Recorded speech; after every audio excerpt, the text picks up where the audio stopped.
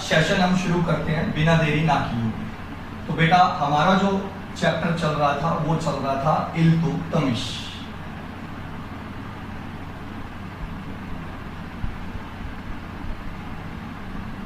इल्तुतमिश, ठीक है। इल्तुतमिश हमारा चल रहा था। टाइम पीरियड की बात की जाए तो 1210 से 1236, 1210 से 1236 तक का टाइम पीरियड रहा है इल्तुतमिश का। लास्ट लेक्चर में मैं इसके बारे में आपको मेन जानकारी दे चुका हूं, ठीक है। अब हम आगे की जानकारी को कंटिन्यू करेंगे कि इल्तुतमिश ने क्या क्या कार्य किए और क्या क्या जो चीजें हैं वो इल्तुतमिश से जुड़ी हुई हैं, ठीक है। तो ध्यान से नोट करना जो चीज मैं आपको इल्तुतमिश के बारे में बताऊंगा, ठीक है। क्या क्या चीजें इल्तुतमिश से जुड़ी हुई हैं। तो लास्ट टाइम में मैंने मेन पॉइंट बताए थे, आज उनसे जुड़ी हुई कहानियां मैं बताऊंगा, ठीक है। सबसे पहले याद रखना जो मोहम्मद गोरी था, मोहम्मद गोरी था, ध्यान से नोट करना, ठीक है। गोरी के 3 गुलाम थे। गोरी के कितने गुलाम थे? 3। ध्यान से नोट करते जाना, मैं बात कर रहा हूं मोहम्मद गोरी से। मोहम्मद गोरी के 3 गुलाम थे। पहले गुलाम का नाम था तामुद्दीन अल-दोज, तामुद्दीन अल-दोज, दिखाई दे रहा है, ठीक है। तामुद्दीन अल-दोज ये मोहम्मद गोरी का पहला गुलाम था, क्लियर। दूसरा गुलाम है नासिरुद्दीन कुबाचा, नासिरुद्दीन कुबाचा, हिंदी में भी लिख देता हूं।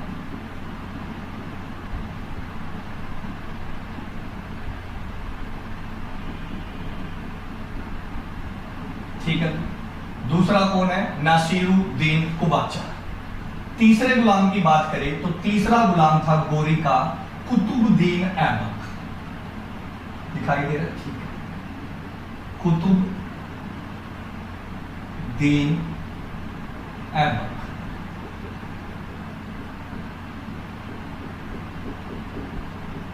क्लियर है बच्चों? तो मोहम्मद गोरी के कितने गुलाम थे? 3 गुलाम थे।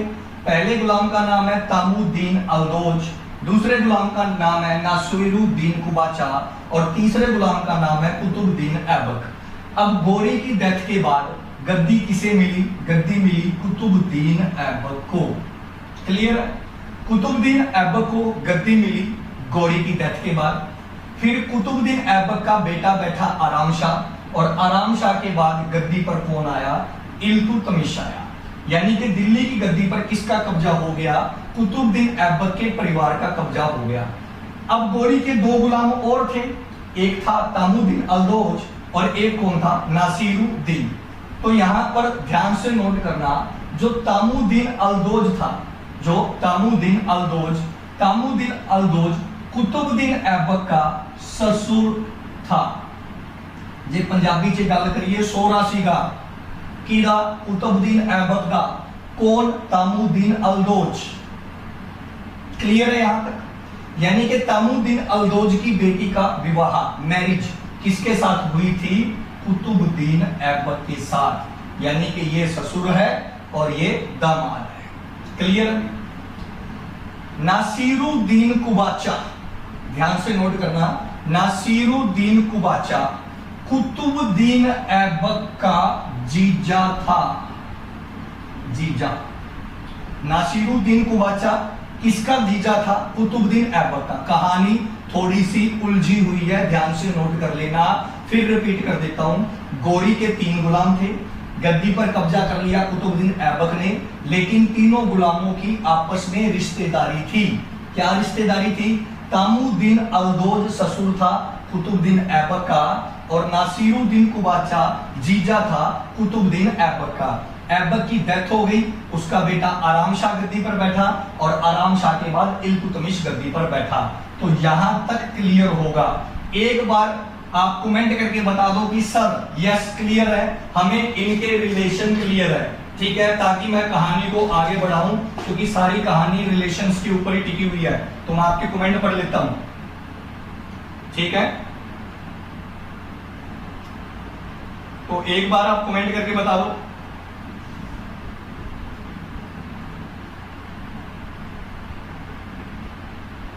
कि सर क्लियर है।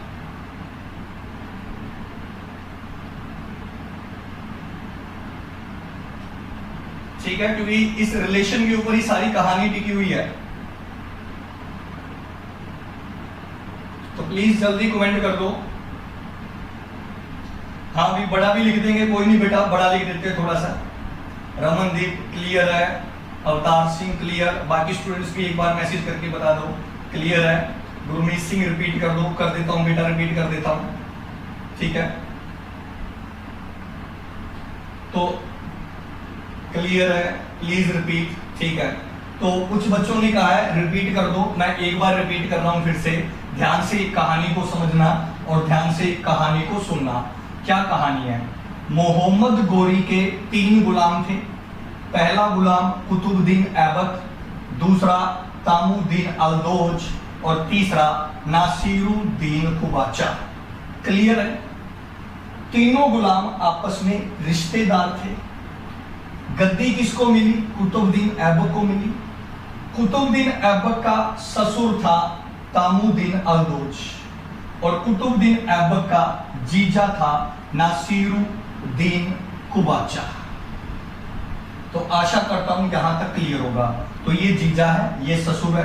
कुतुबुद्दीन ऐबक के बाद गद्दी पर कौन बैठता है? गद्दी पर बैठा इल्तुतमिश, क्योंकि कुतुबुद्दीन ऐबक की तो क्या हो गई? डेथ हो गई। अब जैसे ही कुतुबुद्दीन ऐबक की डेथ हुई और इल्तुतमिश गद्दी पर बैठा, तो इन दोनों ने एक प्लान बनाया। कहते भी क्या? कहते यार हम भी तो गुलाम थे ना, हमने भी तो गोरी की गुलामी की है, तो हम राजा क्यों नहीं बने? हमें भी तो राजा बनने का मौका मिलना चाहिए। इसलिए क्या होता है, ध्यान से नोट करना, तामुद्दीन अल्दोज इल्तुतमिश के खिलाफ क्या कर देगा? विद्रोह कर देगा, प्रोटेस्ट कर देगा। और यही कारण था, यही रीजन था इल्तुतमिश और अल्दोज में हुआ तराइन का तीसरा बैटल। तो तराइन का तीसरा बैटल, थर्ड बैटल किस किस के बीच में हुआ? इल्तुतमिश और तामुद्दीन अल्दोज के बीच में हुआ। क्यों हुआ? पता लग गया। तामुद्दीन अल्दोज ने क्यों किया, क्या कारण था, ये मैंने सारी स्टोरी आपको बता दी। तीसरा युद्ध कब हुआ? 1215 में। तो तराइन का तीसरा युद्ध कब हुआ? 1215 में हुआ। किस किस के बीच में हुआ? इल्तुतमिश और तामुद्दीन अल्दोज के बीच में हुआ। तामुद्दीन अल्दोज कौन था? पता लग गया, गोरी के 3 गुलामों में से एक था, जिसने बाद में बगावत कर दी और उस बगावत को दबाएगा इल्तुतमिश, और इस कारण से तराइन का तीसरा युद्ध लड़ा गया। कब लड़ा गया? 1215 में। क्लियर है? और इस युद्ध में तामुद्दीन अल्दोज मारा गया, यानी कि इल्तुतमिश ने अपने एक और दुश्मन को खत्म कर दिया। मैंने लास्ट लेक्चर में बताया था इल्तुतमिश बहुत ही चालाक राजा था, क्लेवर किंग था। चालीसा बनवाया, अलग अलग डिपार्टमेंट्स बनवाए, ठीक है। राजा की सेंट्रल पावर को डिवाइड कर दिया ताकि राजा की तरफ कोई अटैक ना करे, और अपने एक दुश्मन जो उसका रहा खा दुश्मन था तामुद्दीन अल्दोज, उसको भी मार गिराया। कौन से युद्ध में? तराइन की तीसरी लड़ाई।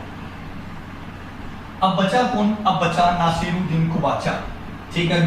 नासिरुद्दीन कुबाचा ने देखा कि तामुद्दीन अल्दोज तो मारा गया, ये कुछ सालों के लिए शांत रहा, कहता भी अब बगावत करने का कोई फायदा नहीं है, अगर अब बगावत की तो इल्तुतमिश मुझे ही मार देगा। तो इसने कुछ सालों का समय टपाया, जैसे तैसे करके कुछ साल बीत गए। एक दिन अचानक फिर इसके दिल में ख्याल आया, क्यों ना इल्तुतमिश पर अटैक करके इल्तुतमिश को मार दिया जाए। यानी कि अब इल्तुतमिश किसको खत्म करेगा? नासिरुद्दीन कुबाचा को खत्म करेगा। और इसीलिए इल्तुतमिश और नासिरुद्दीन कुबाचा में के बीच में एक युद्ध लड़ा गया। युद्ध लड़ा गया 1227। तो ध्यान रखना, इल्तुतमिश और नासिरुद्दीन कुबाचा के बीच में वॉर यानी कि युद्ध कब लड़ा गया? 1227 में लड़ा गया। ठीक है अभी ये युद्ध कहां पर लड़ा गया? सिंध में। और सिंध आज कहां पर है?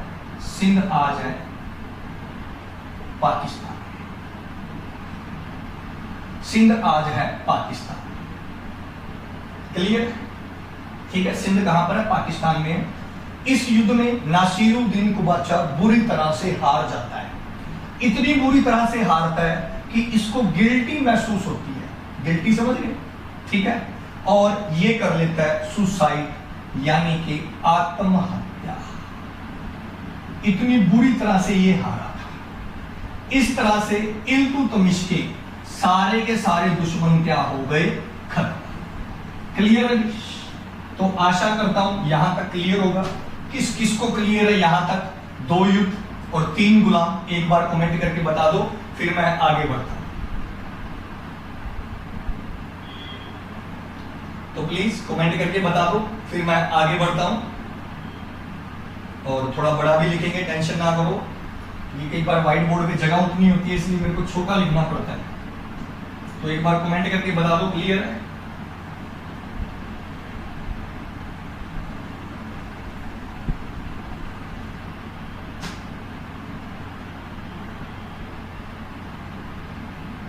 ठीक है बच्चों, हरमनजोत कौर क्लियर है? क्लियर है गुरुजी? क्लियर? ठीक है क्लियर।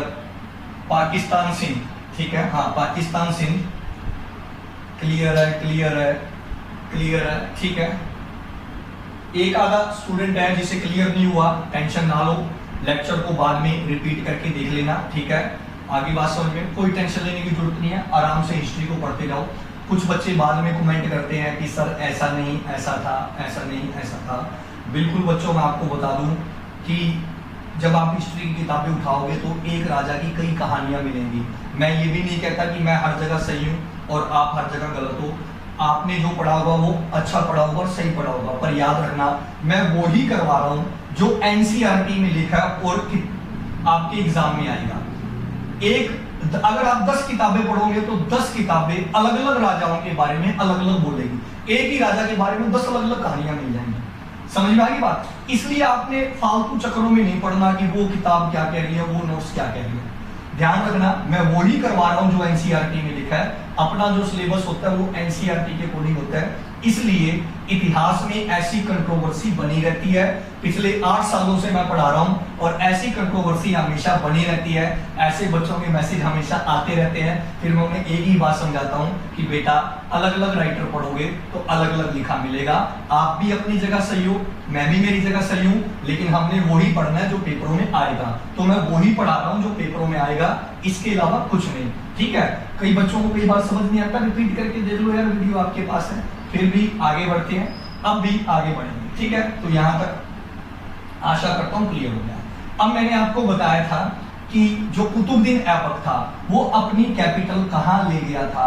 कुतुबुद्दीन ऐबक अपनी कैपिटल लेकर गया था लाहौर, लेकिन लाहौर से वापिस कैपिटल लेकर आएगा दिल्ली।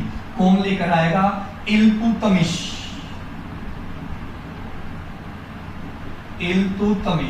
तो ये दिल्ली से लाहौर और लाहौर से दिल्ली चलता ही रहेगा।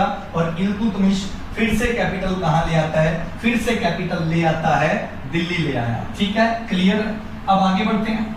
अब इल्तुतमिश क्या करेगा? इल्तुतमिश अपने नाम के आगे लगाएगा टाइटल यानी कि उपाधि। ठीक है, तो इल्तुतमिश की हमने क्या याद करनी है? टाइटल याद करनी है। इल्तुतमिश की टाइटल है नासिर आमिर उल मोमनीन।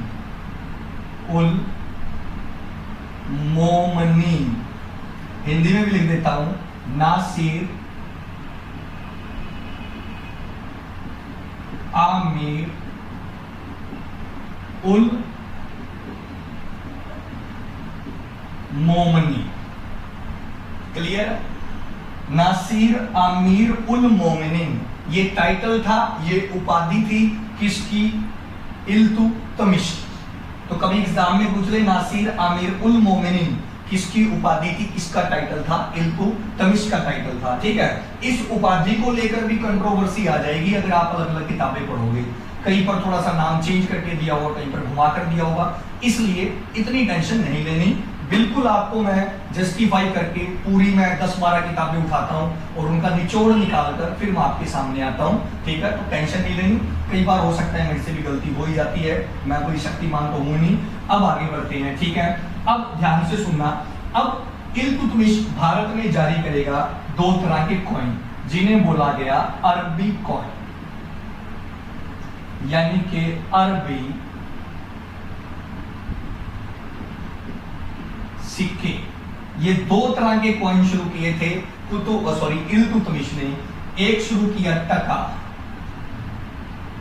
एक को कहा गया टका और दूसरे को कहा गया जीतल। जीतल, ठीक है, जीतल। टका जो था वो सिल्वर यानी कि चांदी का था, सिल्वर यानी कि चांदी का था, और जीतल जो था वो तांबे का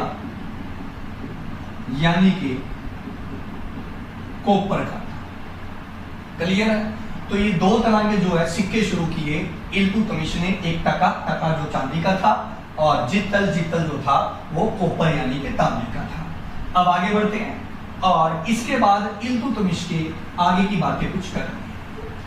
अब भी इल्तुतमिश क्या करता है? इल्तुतमिश सोचता है कि क्यों ना राजस्थान पर अटैक किया जाए, राजस्थान पर अटैक किया जाए। और उन दिनों में राजस्थान का जो सबसे पावरफुल किंग था, पावरफुल राजा था, वो था मेवाड़ का राजा।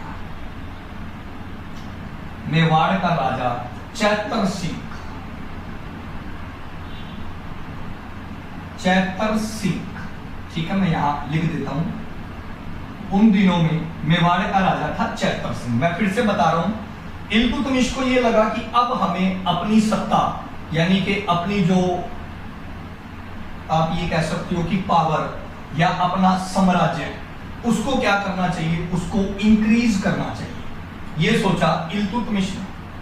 ठीक है, तो उसने क्या किया, सत्ता को इंक्रीज करने के लिए, सत्ता को आगे बढ़ाने के लिए राजस्थान पर अटैक करने का सोचा। और उन दिनों में राजस्थान का राजा कौन था?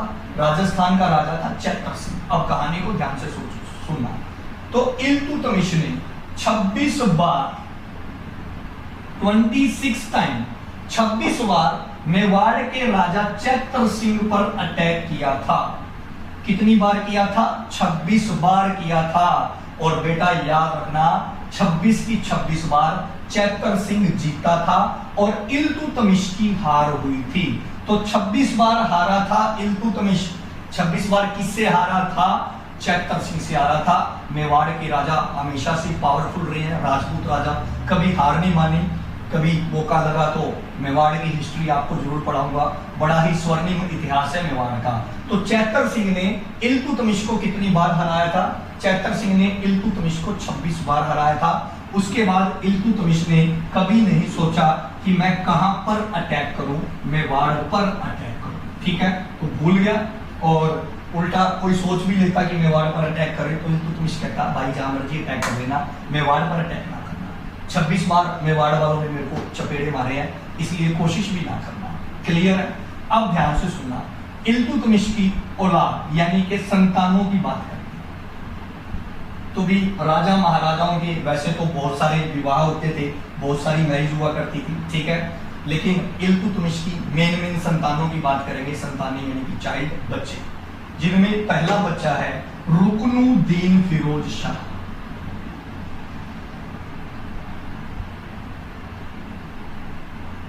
रुकनुद्दीन फिरोज शाह।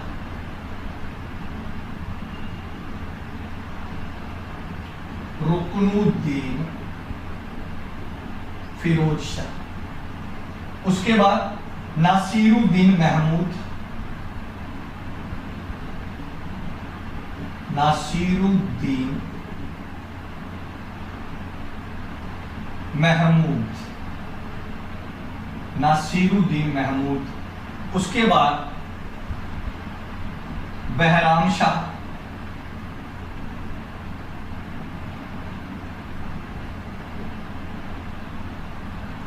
नासिरुद्दीन महमूद।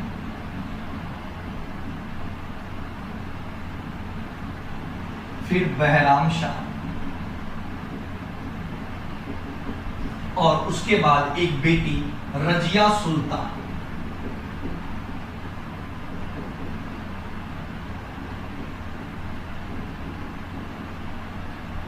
रजिया सुल्तान। तो फिर से नोट कर लो ध्यान से। इल्तुतमिश के ये बेटा है, बेटे का नाम है रुकनुद्दीन फिरोज शाह, फिर है नासिरुद्दीन महमूद, फिर बहराम शाह और फिर रजिया सुल्तान। क्लियर है? आशा करता हूं यहां तक आप सभी को क्लियर होगा। ठीक है, कई बच्चे कह रहे हैं कितने डिफिकल्ट नेम है बेटा, ये तो याद करने ही पड़ेंगे, अगर याद ना हो तो कम से कम आइडिया रखना पड़ेगा। कुछ बच्चे कह रहे हैं बड़ा लिख दो, बेटा मैं पूरी कोशिश करता हूँ बड़े लिखने की, पर क्या होता है कि मेरे को कैमरा थोड़ा सा देखना पड़ता है कि कैमरे से कहीं शब्द बाहर ना हो जाए। ठीक है, उसके लिए मैं क्षमा चाहूंगा, लेकिन जहां पर सिंगल नेम आएगा वो मैं बड़ा लिखूंगा, क्योंकि अब मैंने कई नाम लिखने हैं। मैं रिपीट कर देता हूँ, ध्यान से सुन लो। इल्तुतमिश की जो ये बेटा है, ये बेटा है, बेटे का नाम है रुकनुद्दीन फिरोज शाह। फिर से एक बेटा है, इसका नाम है नासिरुद्दीन महमूद। फिर एक बेटा है जिसका नाम है बहराम शाह, और फिर एक बेटी है जिसका नाम है रजिया सुल्तान। नासिरुद्दीन महमूद की बात करें तो ये पहले ही मर गया था, कहते हैं भी शराब का आदी था। वैसे तो शराब के ये सारे ही आदी थे, लेकिन ये पहले मर गया था। यानी कि इल्तुतमिश के बाद गद्दी पर या तो रुकनुद्दीन फिरोज शाह बैठेगा या बहराम शाह बैठेगा, ये क्लियर था। लेकिन रुकनुद्दीन और फिरोज शाह अयोग्य शासक थे। अयोग्य आप समझते ही होंगे कि जिनमें कोई काबिलियत नहीं थी, जो राज को संभाल नहीं सकते थे। ठीक है, और ये बात है, ये रुकनुद्दीन सॉरी, इस बात का इल्तुतमिश को भी पता था कि रुकनुद्दीन फिरोज शाह जो है वो अयोग्य है। ठीक है, और बहराम शाह भी अयोग्य है, क्योंकि ये शराब और शबाब में डूबे रहते थे। ठीक है, अपने समझ ही गए होंगे, मैं कुछ शब्द जो है बोल नहीं सकता, मतलब अयाश किस्म के ये राजा थे, मतलब इनमें राजा वाली कोई बात नहीं थी। इसलिए इल्तुतमिश चाहता था कि गद्दी किसे मिले, गद्दी रजिया सुल्तान को मिले। इल्तुतमिश चाहता था कि गद्दी किसे मिले, रजिया सुल्तान को। तो एक बार कमेंट करके बता दो सर यहां तक क्लियर है, ये सिचुएशन हमें क्लियर है, एक बार कमेंट करके बता दो। ठीक है, ये सिचुएशन हमें क्लियर है। ठीक है,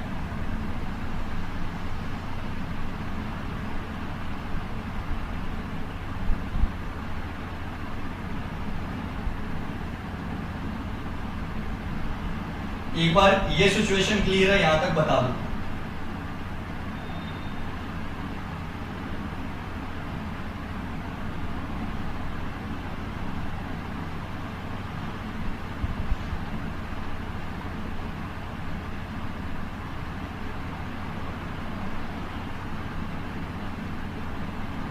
तो एक बार कमेंट कर दो। ठीक है, क्लियर है, क्लियर है, क्लियर है, क्लियर है।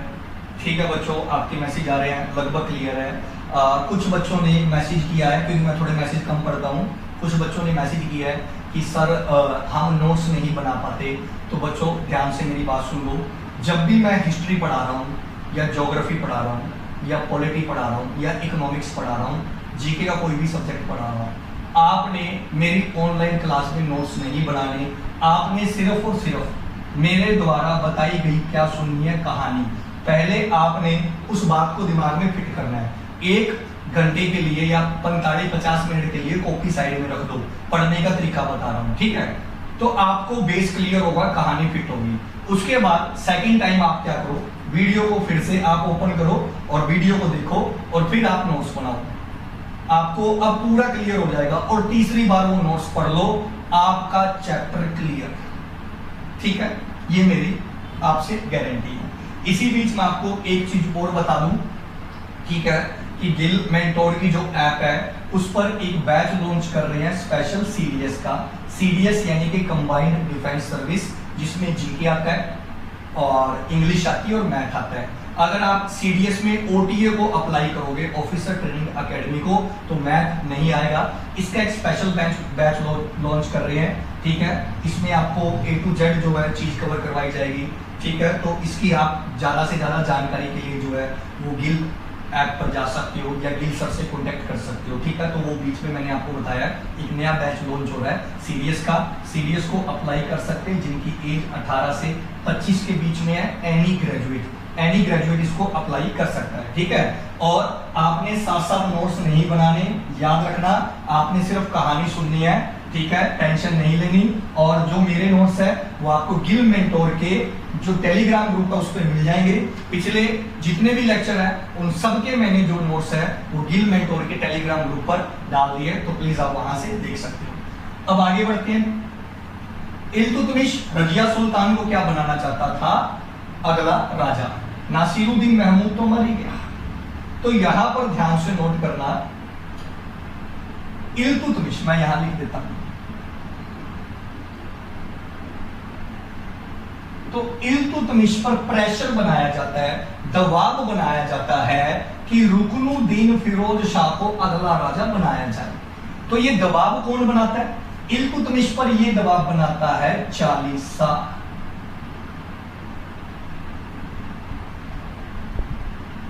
इल्तुतमिश पर ये दबाव कौन बनाता है? ये दबाव बनाता है चालीसा, क्योंकि चालीसा नहीं चाहता था कि वो एक औरत के सामने सिर झुकाए।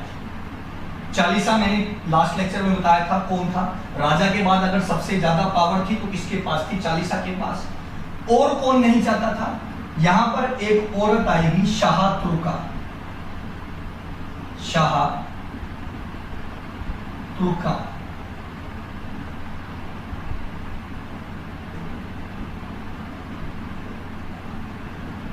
शाह तुर्का।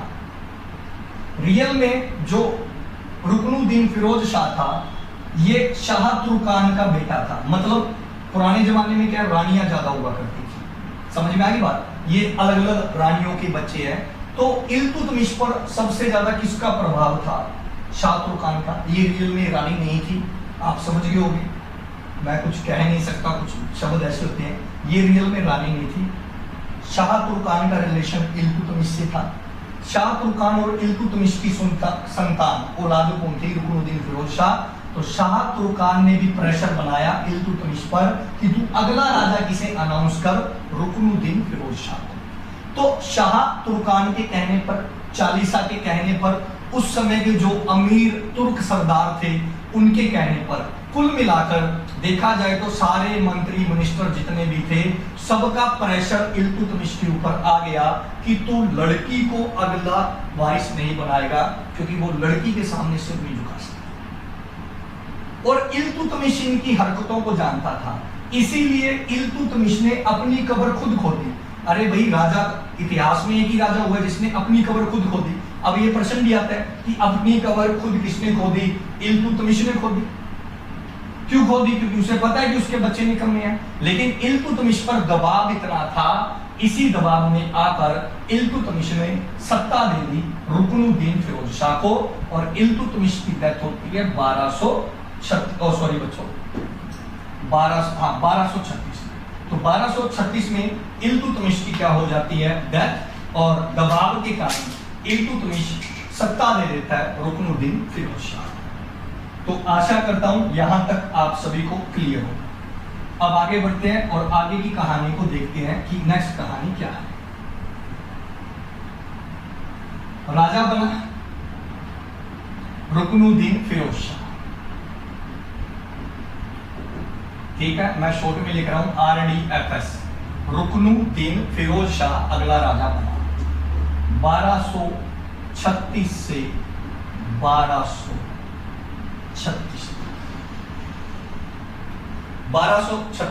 1236 तक ये राजा रहा रुकनुद्दीन फिरोज शाह। लेकिन राजा बनते ही इसने अपना शबाब, शराब और अयाशी में डूबा रहता था, ठीक है। अब जनता भी इससे परेशान होने लगी और मंत्री और मिनिस्टर भी परेशान होने लगे। धीरे धीरे जनता राजा के अगेंस्ट होने लगी। तो चालीसा को ये लगने लगा कि अगर पब्लिक हमारे अगेंस्ट हो गई तो हो सकता है कि शायद हमारी सत्ता बदल जाए। इसलिए चालीसा ने रुकनुद्दीन फिरोज शाह की मां को समझाया। उनकी मां कौन थी? शाह तुर्कान, कि इसको हटा दे, अगर यही बना रहा तो जनता हमारे खिलाफ हो जाएगी, क्योंकि ये शराब और शबाब का बहुत शौकीन था। ये सारा दिन औरतों में और भोग विलास में लगा रहता था। इसके राज में औरत बिल्कुल भी सेफ नहीं थी, इसलिए पब्लिक में अगर बगावत के सुर होने लगे। तो इसलिए कहा जाता है, हालांकि यहाँ पर अलग अलग कहानियां सुनने को मिलती है, इसलिए कहा जाता है चालीसा के कहने पर राजा को चेंज कर दिया गया। रुकनुद्दीन फिरोज शाह थोड़े समय के लिए रहा और फिर किंग बनाया गया रजिया, ताकि जनता को ये लगे कि एक औरत राजा बनी है, औरत सेफ है। रजिया राजा बनेगी 1236 से 1240, ठीक है। अगर चाहे स्त्री है चाहे पुरुष है, अगर वो राजा की गद्दी पर बैठेगी तो राजा ही कहलाएगी, ठीक है। अगर महिला है प्रधानमंत्री की गद्दी पर बैठेगी तो प्रधानमंत्री कहलाएगी, प्रधानमंत्रन नहीं कहलाएगी। मतलब रजिया सुल्तान को हम राजा ही बोलेंगे।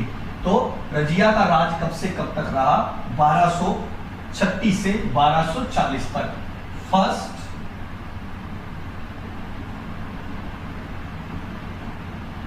मुस्लिम वुमेन की, पहली महिला मुस्लिम शासक, पहली महिला मुस्लिम शासक। ये पहली महिला मुस्लिम शासक थी भारत के अंदर। और एक और बात, ये पुरुषों जैसे कपड़े डालती थी और पर्दा नहीं करती थी। पुराने जमाने में पर्दा किया जाता था, लेकिन ये पर्दा नहीं करती थी और पुरुषों जैसे कपड़े डालती थी, मेल जैसे। लेकिन ये जैसे ही गद्दी पर बैठी, अंदरूनी तौर पर सब इसके खिलाफ थे। कौन कौन खिलाफ थे? तो याद रखना, उस समय के तुर्क अमीर, तुर्क अमीर, अमीर यानी कि जो रिच पर्सन थे, उस समय के जो अमीर थे, तुर्क अमीर, समझ में आ गई बात? वो इसके खिलाफ थे। जो उस समय के बड़े बिजनेसमैन थे, बड़े व्यापारी थे, क्योंकि उन्हें तुर्क कहा जाता था, क्योंकि वो तुर्क से आए थे। तो तुर्क अमीर जो है वो इसके खिलाफ थे। मुल्तान का गवर्नर इसके खिलाफ था। कहां का गवर्नर? मुल्तान का गवर्नर। हांसी का गवर्नर इसके खिलाफ था। हांसी, मुल्तान, मुल्तान का गवर्नर रजिया के खिलाफ था। हांसी का गवर्नर रजिया के खिलाफ था। और भी जो सत्ता में मेन लोग थे वो इसके खिलाफ थे। इवन की चालीसा भी इसके खिलाफ थे। लेकिन मजबूरी ये थी कि रुकनुद्दीन फिरोज शाह निकम्मा था। उसके निकम्मेपन को दबाने के लिए मजबूरी में राजा बनाया गया रजिया सुल्तान को, और शाह तुर्कान भी इसके खिलाफ थी। तो कुल मिला के देखा जाए, रजिया को राजा तो बना दिया गया, लेकिन सब इसके क्या थे? खिलाफ थे। यहां तक किस किस को क्लियर है? एक बार कमेंट कर दो क्लियर है, फिर मैं आगे बढ़ता हूं और फिर मैं आपको आगे की कहानी बताता हूं। और आज रजिया हम कंप्लीट कर देंगे, आज हम रजिया कंप्लीट कर देंगे।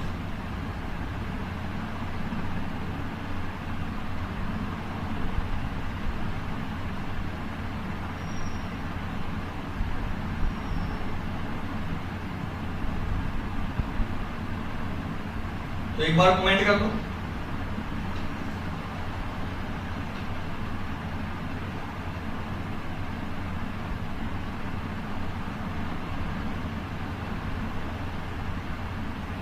क्लियर क्लियर, ठीक है बच्चों। तो सारे बच्चे क्लियर क्लियर कह रहे हैं, ठीक है। तो यहां पर ऐसा क्या होगा? एक मिनट बच्चों,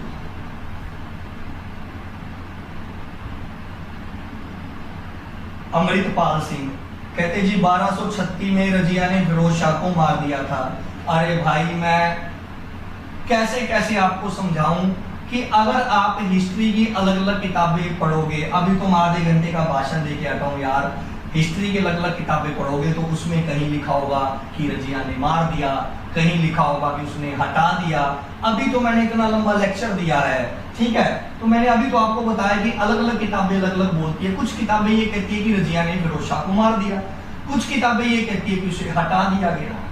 तो उससे कोई फर्क नहीं पड़ता। आपको प्रश्न यही आएगा कि रजिया रानी कब बनी, सॉरी राजा कब बनी? तो रजिया बनी 1236। क्लियर है। अब चाहे उसे हटा दिया, चाहे उसे मार दिया, उससे कोई लेना देना नहीं है, ठीक है। और ये टाइम वेस्ट है आपका भी और मेरा भी। मैं कई बार बता चुका हूं कि कहानियों में फर्क मिलेगा, ये मैं आपको स्पष्ट तौर पर कह रहा हूं, ठीक है। जितनी आप किताबें उठाओगे उतनी किताबों में फर्क मिलेगा बेटा, ठीक है। अब आगे बढ़ते हैं। रजिया एक गलती करेगी जिसके कारण रजिया की पूरी प्लानिंग फेल हो जाएगी। रजिया क्या गलती करेगी, ध्यान से सुनना, ठीक है। उन दिनों में क्या किया जाता था, अफ्रीका से गुलाम खरीद कर लाए जाते थे।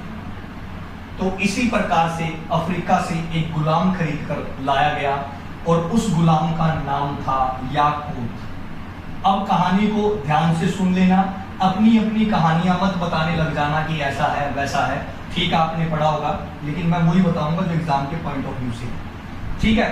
तो याकूत को खरीद कर लाया गया। याकूत निग्रो था, अफ्रीकन था, अफ्रीका से इसे खरीद कर लाया गया। काफी लंबा चौड़ा था ये, ठीक है। और इसे लाकर रजिया का जो घोड़ा था उसको नहलाने और धुलाने का काम दिया गया, जहां घोड़े रखे जाते हैं जिसको स्टड फॉर्म बोलते हैं। स्टड फॉर्म जिसको बोला जाता है हिंदी में अस्तबल। अब ये मत कह लेना कि घोड़ा रखने का काम दिया था, अगर अस्तबल में आ गया तो यार घोड़े का काम ही करेगा, क्लियर हो गया ना, ठीक है। तो ये गुलाम था और याकूत को लाया गया और रजिया के घोड़े को नहलाने धुलाने का काम दे दिया गया। अब आगे बढ़ते हैं। तो हुआ ये, अब मैं मेरे वे में समझाऊंगा, अब आप ये ना कह किताब में तो ऐसा लिखा बेटा, ठीक है। मतलब मेरा मकसद आपके दिमाग में कहानी फिट करना, मेन आपने तारीखें और नाम याद करना है। कहानियों से प्रश्न नहीं आएगा, नाम से तारीखों से प्रश्न आएगा, ठीक है। कहानी तो आपके दिमाग में फिट होनी चाहिए कि ऐसा हुआ था, वो प्रश्न ढूंढने में हेल्प करेगा। तो यहाँ पर क्या हुआ, भी रजिया एक दिन आई और इसने रजिया की तरफ देखा होगा, गुड मॉर्निंग मैडम। रजिया कहती ठीक है ठीक है। रजिया ने देखा भी आदमी तो ईमानदार है, तो रजिया ने देखा भी ये आदमी तो आंख उठा के नहीं देखता। रजिया कहती भी क्या हुआ, इधर देख। कहता नहीं मैडम मैं तो नहीं देखता। रजिया ने एक दिन देखा, 2 दिन देखा, 3 दिन देखा। रजिया कहती तेरे को समझ में नहीं आ रहा। कहते क्या, मैं तेरे को कुछ कहना चाहती हूँ।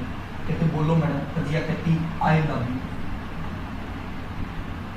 1 4 3।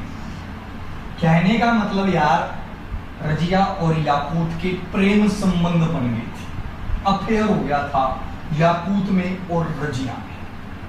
अब मैंने कहानी सुनाई है, वो अपने वे में सुनाई है, ठीक है। ऐसा कोई किताब में नहीं लिखा, ऐसी कहानी में ऐसा रजिया ने कहा, ऐसा कोई मकसद भी नहीं है मेरा, ठीक है।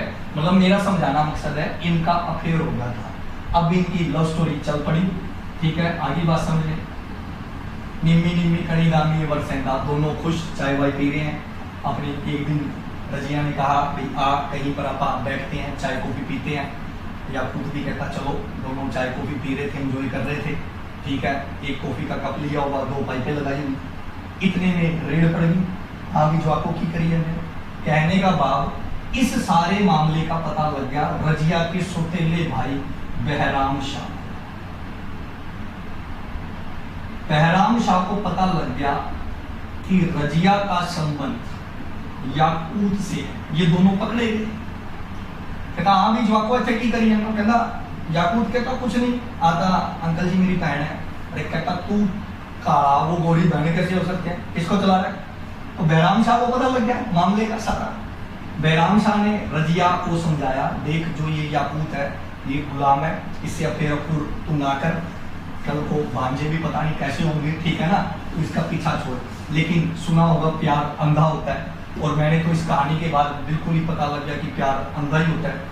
रजिया ने वही फिल्मी डायलॉग मारा कि तुम हमारी आवाज को दबा सकते हो लेकिन मिटा नहीं सकते, क्योंकि हमारा प्यार सच्चा है। तो बहराम शाह को पता लग गया कि रजिया गलत चक्रों में पड़ गई है। तो बहराम शाह ने क्या किया, अपने एक फ्रेंड को बुलाया। फ्रेंड बोले तो दोस्त, ऐसे मामलों में दोस्त ही बुलाए जाते हैं। बहराम शाह ने फोन किया अपने दोस्त को। अब ये ना कह देना कि उस टाइम में फोन होता था, ऐसा फोन कुछ नहीं होता था। मेरा कहने का मतलब है कि उसने अपने दोस्त को मैसेज लगाया। अगर कहानियों में सुनना चाहते हो तो मैं ऐसे ही बोलूंगा फोन है। फोन किया, फोन कहाँ किया, ध्यान से नोट करना। फोन किया तबर हिंद। किसको मैसेज लगाया, तबर हिंद मैसेज लगाया। तबर हिंद जगह का नाम है, तबर हिंद के गवर्नर को मैसेज लगाया। तबर हिंद का गवर्नर कौन था? तबर हिंद का गवर्नर था अल्तूनिया। तबर हिंद का गवर्नर था अल्तूनिया। तो बहराम शाह ने तबर हिंद के गवर्नर को मैसेज लगाया या फोन किया, उसका क्या नाम है? अल्तूनिया। याद रखना, इसी तबर हिंद को आज बठिंडा कहा जाता है। इसी तबर हिंद को आज क्या कहा जाता है? बठिंडा। उस समय में तबर हिंद कहा जाता था। तो तबर हिंद के गवर्नर अल्तूनिया को मैसेज लगाया, कहता देख तू रजिया सुल्तान को मार दे। अल्तूनिया को कहता ठीक है। कहता तेरे को मैं बना दूंगा सेनापति। क्लियर है?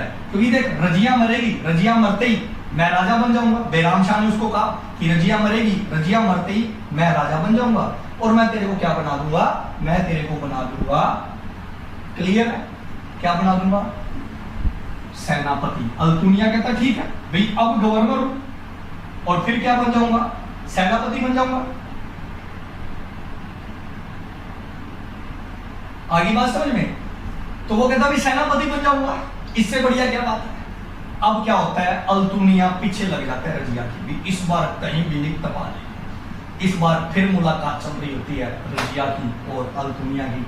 आंखों में आंखें, जूस का गिलास लेके बैठे हैं, दो पाइपे डली हुई है, बातें कर रहे हैं, अपना घर कहाँ बसाएंगे, बच्चों की क्या नाम होंगे वगैरह वगैरह, इंजॉय चल रहा है। इस बार अल्तूनिया आ गया, हाँ भी क्या है की करिए मैं तो आपको फिर वही डायलॉग, अंकल जी ये मेरी बहन है, ठीक है।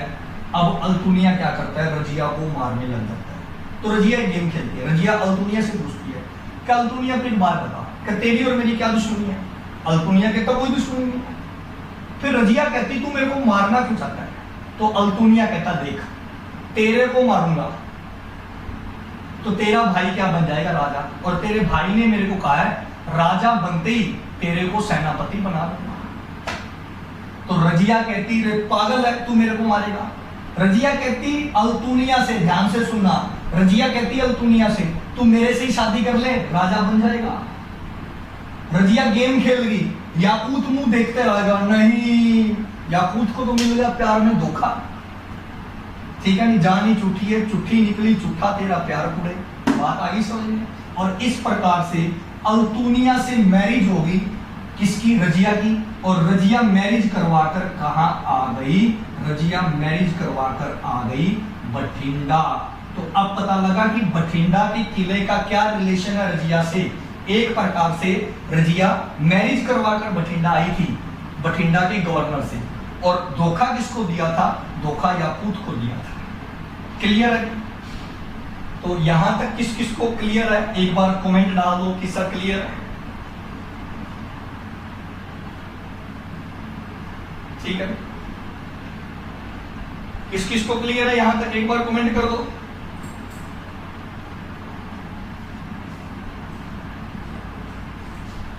ठीक है, क्लियर है?